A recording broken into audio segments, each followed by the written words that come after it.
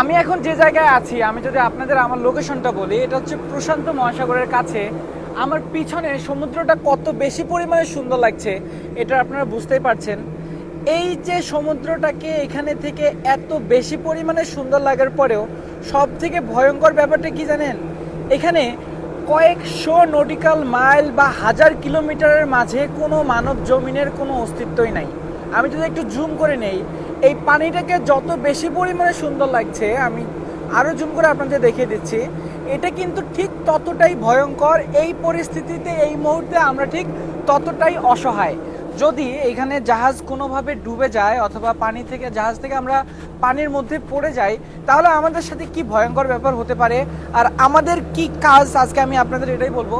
এর আগে একটা ভিডিও করেছিলাম, সেখানে আপনাদের বলেছি যদি কখনো জাহাজ থেকে কেউ পানিতে পড়ে যায় তাহলে কি হবে।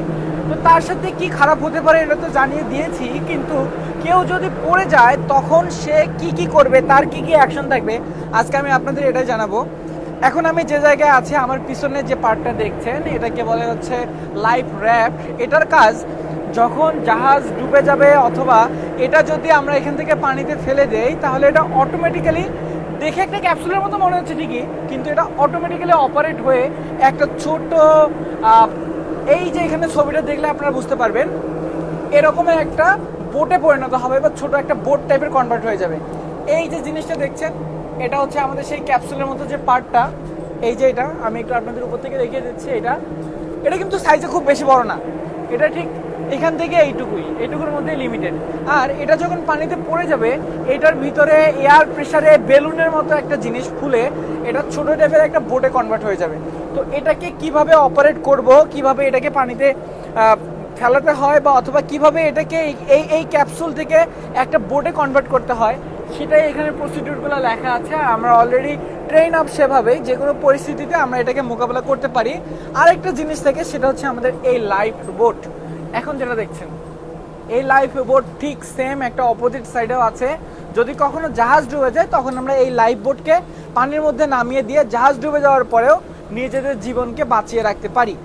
এখন জাহাজ কেন ডুবে যায় সেটাও আমি আপনাদের বলবো, তার আগে বলে নেই, এখানে যত কিছুই ঘটে প্রত্যেকটা জিনিস নির্দিষ্ট ডিসিপ্লিন মেনে তারপর হয়।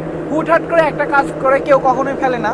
আর এখানে আরেকটা জিনিস থাকে, এটা দেখেন, এটা তো সবাই চেনেন, প্রাইমারিভাবে কেউ যদি পড়ে যায় প্রথমে এটা আমরা পানিতে ফেলে দেই, অথবা কেউ যদি পানিতে থাকে তো তাকে উদ্ধার করার জন্য এই জিনিসটা যদি আমরা থ্রো করি, সে এটা নিয়ে ভেসে থাকে। ভেসে থাকার পর এটার সাথে আমাদের দড়ি বেঁধে আমরা এটা তাকে আস্তে আস্তে জাহাজের কাছাকাছি টেনে নিই। তো এখন আমাদের জাহাজের পিছনে তেমন বেশি কন্টেনার নেই, তার কারণ আমরা জাহাজ স্পেশাল একটা প্রসেসের মধ্য দিয়ে যাচ্ছি। সেখানে আমাদের জাহাজকে সমুদ্র থেকে এটাকে শুকনায় তুলতে হবে, মানে এমন একটা জায়গায় থাকবে জাহাজ আর পানির মধ্যে থাকবে না। এই এত বড় জাহাজকে পানি ছাড়াই রাখা হবে, সেটাকে বলে ড্রাই ডকিং। ড্রাই ডকিং কেন করা হয় শর্টকাটেই বলি, জাহাজের কিছু কাজ থাকে যেগুলো সমুদ্রের মধ্যে থেকে করা সম্ভব না। যেমন জাহাজের যে পাখাটা ঘোরে, ওই পাখাটা তো আর সমুদ্রের মাঝে থেকে কখনোই কাজ করানো যাবে না। তো এটাকে কাজ করানোর জন্য পানি থেকে শুকনায় নিতে হবে। তো আমি সম্পূর্ণ প্রসেসটাই দেখাবো, জাহাজকে কিভাবে পানি থেকে শুকনায় তুলতে হয় আর এই বাকি প্রসেসগুলো কি। তো এখন সেটা কথা না, আমাদের যেটা আজকের ভিডিওর মেন উদ্দেশ্য ছিল, কেউ যদি জাহাজ থেকে পানিতে পড়ে যায়, তা পানিতে পড়ে যাওয়ার পর তার কি করা উচিত হবে। এখন প্রথমেই বলে নেই, জাহাজ থেকে কেউ যদি পানিতে পড়ে যায় তাহলে তার বেঁচে থাকার সম্ভাবনা খুবই সামান্য। এই জিনিসটা শুনতে খারাপ লাগে, অনেকে বলছেন যারা আমি এগুলো বারবার না বলি, কিন্তু এগুলো বারবার বলা না বলাতে কিছু যায় আসে না। কিন্তু যেটা ব্যাপার সেটা হচ্ছে, আমরা যে ট্রেনিংগুলো পাচ্ছি অথবা আমাদের যে প্রসেসগুলো ফলো করা হচ্ছে, এই প্রসেসগুলো সম্পর্কে আমি আপনাদের জানাতে চাই। এখন এই মুহূর্তে আমি যেখানে আছি, আমার খুব কাছেই সমুদ্র, আপনারা হয়তো বা দেখতে পাচ্ছেন। তো এখান থেকে যদি ধরুন আমি পড়ে যেতাম কখনো, তখন প্রথমেই আশেপাশে আমি যত কিলোমিটার জায়গায় দেখাবো, আশেপাশে কিন্তু কিচ্ছু নাই। আর এখানে পানির যে ঢেউগুলো দেখছেন, এখান থেকে যদিও ছোট মনে হচ্ছে, একটু যদি দূরে দেখান তাহলে আসল ব্যাপারটা বুঝতে পারবেন। এই যে ঢেউগুলো আপনারা দেখছেন, একটু যদি দূরে দেখিয়ে দেই, তাহলে দেখেন এই ঢেউয়ের মাঝে এখানে পড়লে কিন্তু আমি সাঁতার কেটে যে বেঁচে থাকবো এরকম চান্স খুবই কম।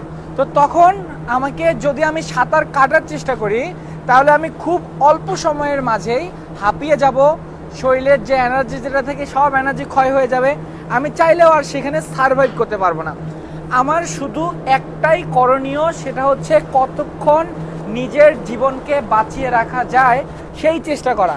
এখানে যদি আশেপাশে কোনো জাহাজ থাকে বা আমাদের জাহাজ থেকেও কেউ যদি থাকে, তখন আমি সর্বোচ্চ যেটা করতে পারি এখান থেকে একটা সিগন্যাল দিতে পারি অথবা শাউটিং করতে পারি। কিন্তু শাউটিং করে চিল্লায়ে তাও তো কোনো লাভ হওয়ার কথা না, তার কারণ এখানে বাতাস এত বেশি, ইঞ্জিন চলছে সেটা শব্দ এত বেশি, এখানে যতভাবেই যে কেউ যেভাবেই চিল্লাক না কেন এখান থেকে চিল্লায়ে কাজ হওয়ার চান্স প্রায় শূন্যের কাছাকাছি।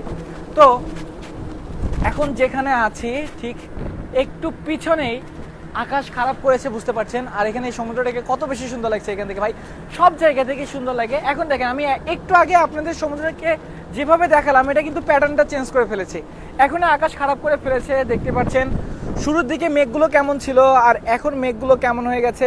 অলরেডি আমার গায়ে 2-1 ফোঁটা বৃষ্টির ফোঁটা পড়া শুরু হয়েও গিয়েছে। তো এখানে আমি আজকের এই ভিডিওটা চাইলেও বেশিক্ষণ কন্টিনিউ করতে পারবো না। জাহাজে থাকার জায়গাটা কত বড় আমি যদি আপনাদের একটু আইডিয়া দেই, এই যে আমাদের জাহাজের এক অংশ, আর এই এক অংশের মাঝে এই যে কয়েকজন অলরেডি এনগেজ আছে, কাজ করছেন। এনাদের তুলনায় এই যে থাকার জায়গাটা কত বড় হয়তো বা আপনারা এতক্ষণে কম্পেয়ার করতেই পারছেন। জাহাজ এখন ভাই খুব বেশি পরিমাণে এরকম করছে। আমার এখানে থাকা একটু বেশি রিস্কি, তাই আমাকে তাড়াতাড়ি যেহেতু চলে যেতে হবে। আমি শর্টকাটে আপনাদের একটা কথাই বলি, জাহাজ থেকে কেউ যদি পানিতে পড়ে তার বেঁচে থাকার চান্স শর্টকাটে বলতে গেলে খুবই কম। আর এখানে সর্বোচ্চ সে শাউটিং করতে পারে অথবা নিজেকে যদি সাঁতরিয়ে বাঁচানোর চেষ্টা করে তাহলে তার বেঁচে থাকার চান্স আরও কম। যদি পানিতে পড়েই যায় তাকে প্রথমেই চেষ্টা করতে হবে কতক্ষণ নিজের জীবনকে কোনো রকমের ঝুঁকি ছাড়া বাঁচিয়ে রাখা যায়, ঠিক এই চেষ্টাটাই করা। আর যেন জাহাজ থেকে না পড়ে সেজন্য যে প্রিকশনগুলো নেওয়া সেই প্রিকশনগুলো নিতে হবে। আমার সবচেয়ে পছন্দের জায়গা কোনটা জানেন, আমি বলেছিলাম জাহাজের সবচেয়ে সামনের অংশ আর সবচেয়ে পিছনের অংশ। এই যে এখানে বাতাস কত বেশি আমি আপনাদের একটু দেখাই, দেখি দেখাতে পারি কিনা। এই যে দেখেন, এই যে একটা প্লাস্টিক পড়ছে, এটা কিন্তু পানিতে পড়ার আগেই কিন্তু শুধু উড়েই চলে যাচ্ছে। এই যে পানির একটা ওয়েভ দেখছেন, এটার পিছনে আমাদের জাহাজের প্রোপেলার। এই যে সমুদ্রের শব্দটা শুধু একবার ফিল করুন, এটার পিছনে আমাদের জাহাজের প্রোপেলার যেটা ঘুরছে, এই যে একটা রেখা যাচ্ছে যার জন্য জাহাজ পিছন থেকে সামনের দিকে আগাচ্ছে।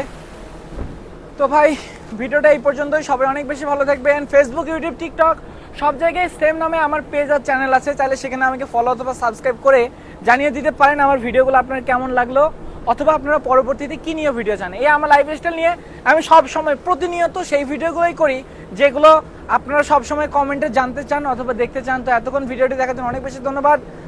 আবারও বলছি, এই রকম ভিডিও যদি সবসময় দেখতে চান আপনি চাইলে আমার ফেসবুক, ইউটিউব, টিকটক সব জায়গায় গিয়ে সার্চ করে নেবেন হৃদয় দ্য সেলার। ধন্যবাদ আবার, আসসালামু আলাইকুম।